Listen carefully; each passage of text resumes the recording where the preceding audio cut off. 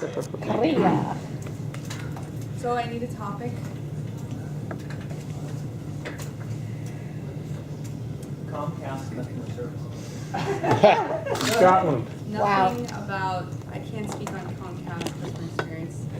I don't think I know anything about Scott. I hate football. Oh, I can't believe you hate football. This is your speech. Yeah, I need a speech topic. I need a speech topic. Airborne pathogens.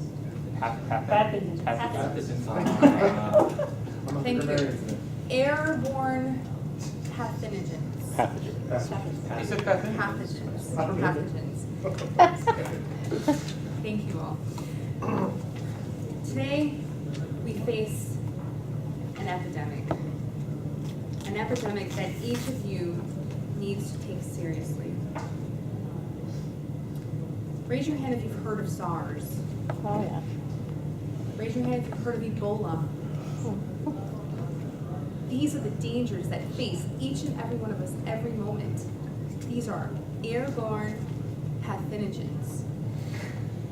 Now, I've spent many, many years studying airborne pathogens to come to you today as an expert on this subject.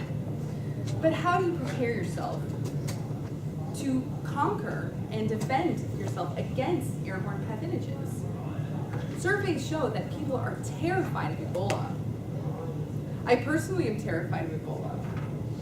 I remember as a child hearing about Ebola back in the 90s and being positive that I would catch it somehow. I learned about how it destroys the linings of your organs so that they bleed into each other. This is a bad way to die. My husband actually had SARS. Oh, God. Yes, he lost 10 pounds in about a week. Now, most people would be like, wow, how do I lose 10 pounds in a week? I guarantee you it's not a good way to lose weight. So we're all afraid of these airborne pathogens, and we hear about them all the time on the news, but what do we really do? Well, the studies show that the following things are helpful. Number one, you have to arm yourself. So how do you arm yourself? Well, first of all, you need to do the most basic things that everyone has always told you: wash your hands. Wash your hands after touching doors, after going to the restroom, obviously, but just wash your hands before you eat, before you touch your face. We all touch our face so many times a day, so you just need to wash your hands a lot. There's never enough washing your hands. Next, stay away from people who have airborne pathogens. Don't go into the next Ebola clinic that you find and just chill. I know that sounds like common sense, but so many people just want to spend their vacations in an Ebola clinic. I recommend against it. Next, you need to arm yourself by getting your immune system to where it needs to be. A lot of these diseases only affect you if your immune system is weakened. How do you do that? Well, first of all, you have to reduce the stress in your life, because stress creates a lot of problems in your body that weaken it. Yeah, raise your hand if you have a stressful job. Okay, there's only 3 people who didn't have a stressful job. So you guys should be good to go. The rest of us need to think about how to reduce stress. Now you may think, oh, I just need to watch more TV or drink a beer after work. Those are not the right things to do. You should not do that. What you should do is find something that works for you, such as yoga. Any yoga people? Good. Yes, some good yoga people in here. Yoga is a great way to release stress. Walking, going for a walk at lunch, going for a walk after work, releases stress, enjoying the nature around us. Maybe in the evening it might be better, or in the morning. Just getting some time alone. Meditation. Anyone meditate? Anyone? Okay, good. Meditation is an excellent way. There are so many studies that show how your body changes after meditation and focusing on the positive things. I personally do all these things, and I find them to be very helpful. My job is very stressful, and these things really help. The next thing is diet. How much sugar are you drinking?